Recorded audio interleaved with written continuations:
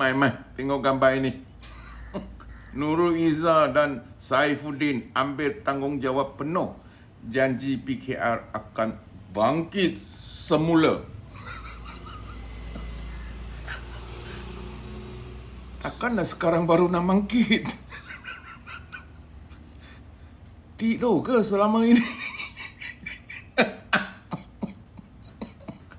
3 tahun tidur? Tiba-tiba bangkit.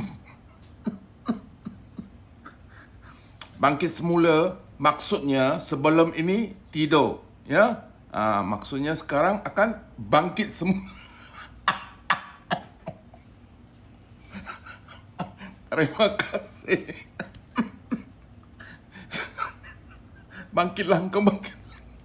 Terima kasih sudah follow dan share.